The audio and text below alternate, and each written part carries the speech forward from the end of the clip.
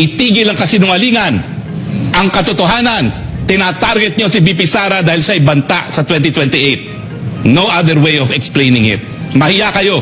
Mula po nung 17th Congress, tinanggal na po yung liquidation. Certification na lang. Yan ang extraordinary expenses ninyo. Confidential and extraordinary expenses. Lahat ng natatanggap ng congressman. Magkano yan? Nung panahon ko po, kasama ang sweldo, 700,000 a month. Kasama na lahat yan. Supplies, travel. Pero actually, may mga itemized lang yan. Ang katotohanan yan, binibigay ang bumbuo cash. Pipirmahan mo lang ang certification na ginastos mo yan. Wala nang kinakailangan pa. Wala nang liquidation. Nagulat ako kasi nga, nung nandun ako bago, nung mga unang araw ko, awawan namin nagsasabit ng resume, ang palagi nilang sinasabi, sanay kami mag-liquidate. Tinanggal na po lahat yun mula nung 17th Congress. Lahat po ngayon, confidential fund, lahat yan, miscellaneous expenses sa Kamara. Magpakatotoo kayo dyan dahil ako'y galing dyan, pwede ba? Gusto niyo, isiwalat ko pa kung saan galing ang mga ibang kita ng congressman. Hindi ako nakinabang dyan dahil biskin nakakuha ako ng budget, ninanakaw naman ng mga district congressman na kontrolado ang district engineer. Pero hindi naman sige, gusto nyo, mag-episode tayo, special episode with Blackboard. Kung saan nyo kinukuha ang mga kita ninyo. Kung bakit nagpapakamatay kayo maging chairman ng commission ng Committee on Appropriations. Sige, siwalat natin kung magkano ang proyekto ng mga speaker at magkano ang mga kinikita nyo sa kada piso na ginagastos para sa infra. Gusto nyo? Personal knowledge yan. Hindi ako gaya ni Sas na nagtatanong. Karanasan ko. Nakita ko personal, itigil ang kasinungalingan. Ang katotohanan, tinatarget nyo si BP Sara dahil siya'y banta sa 2028. No other way of explaining it. Mahiya kayo. Dahil bakit si BP Sara lang ang tinarget nyo? Hindi mga sarili ninyo. Diba? Kung talagang kayo yung nagmamahal sa bayan, kung talaga kayo, dais nyong ibigay ang pondo sa West Philippine Sea, yung sarili ninyong mga miscellaneous funds, ibigay nyo para sa West Philippine Sea. Huwag yung sasabihin you are on the right side of history, tatanggalin nyo isang opisina lang ng Vice President, pero yung sa inyo, tatago nyo pa rin. Hypocrisy is that is the right word for you. Right place of history, mahiya ka nga dyan.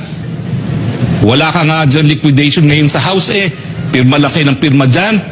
Certification lang ang kailangan dyan. Tapos, ang gagaling, we are on the right side of history. Anong right side of history? Parang mali ang history alam mo. Sige kayo. Huwag niyo akong hamunin. Ako nakikisama. Dahil minsan nga ako yan ang kultura dyan Makisama ka, kaya tahimik ka dyan. Pero huwag kayong magsisinungaling at huwag niyo kayong asahan na mananahimik yung mga taong nakakaalam talaga kung anong patakaran dyan sa House. Magpakatotoo po tayo lahat. Lahat kayo, kailangan nyo niyang confidential fund. Bakit? Lahat kayo mga politiko namimigay na kung ano ng pera kung kani-kanino. Pipilayin nyo lang yung kalaban, kaya tatanggalan ninyo. Pero at least si BP Sara, wala pong aligasyon yan na magarbong buhay. Ang bahay niya sa Maynila, inupahan. Wala na mga aligasyon na meron siya mga magarbong bahay. Wala man lang nagsasabi na kinukurakot niya. Kayo, gusto niyo ba, mga congressman? Siwalat natin lahat. Tigil po ang hypocrisy. Magpakatotoo kayo lahat dyan. At saka, dapat sundin natin yung tinatawag na hindi lang due process of law, equal protection of the law. Kung tatanggalin ang confidential funds dahil kinakailangan doon sa West Philippine Sea, lahat tanggalin. Huwag mag-single out ng isang opisyalis lamang. Dahil pag nag-single out, obvious na mumuliti ka. At pwede ba, sa panahon na pumutok na naman ang labanan sa Israel at Middle East, na alam natin na baka magdoble na naman ang presyo ng gasolina dahil dyan, itigil na muna yung pamumuliti ka.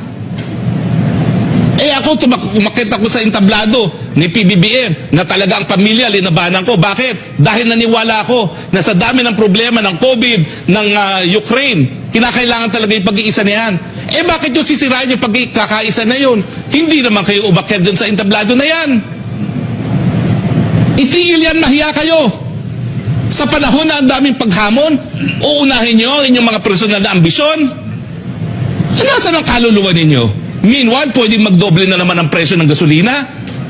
Uunahin niyo yung, idadivert niyo yung issue dahil wala kayong magawa sa pagtaas ng mga presyo ng bilihin.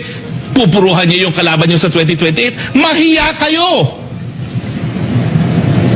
Bagay, wala naman talagang hiya na sa politika.